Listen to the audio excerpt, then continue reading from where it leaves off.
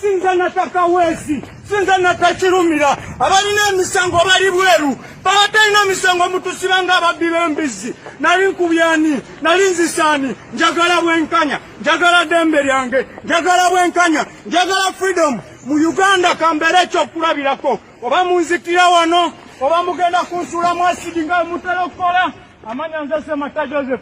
Ansiba yanita kwizera yali complainant wange bamutuma ndaga muntu nga tajirina njagala bwenkanya. My name is Semata Joseph wa Uganda twakatona n'ensi yange Kyagulanyi afuge Ssaabasajja Kabaka awangalire Emmengo njagala bwenkanya. Mpambiddwa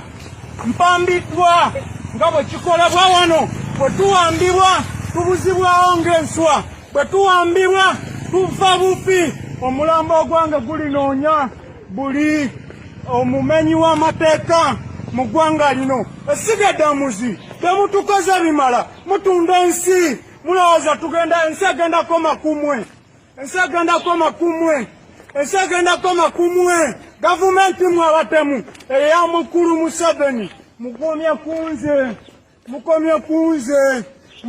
kunze njagala bwenkanya. Obujulizi nzizayo akawuga sigenda kubeerayo, siddamu kulya kikosolo nkibalekedde mu kooti, siddamu kulya kikosolo. Mumpe eddembe lyange, complainant wange waba yanta mumpe obwenkanya. Njagala freedom etandikire kunze. Nze sinze nakakirumira, sinze nataka weesi, nze sigulanga ku mundu mutufugisa mundu na tyagasi Masasi mubifumbe mubirye. Tuli bana Uganda fena kudamele. Lati mutuisha ngente.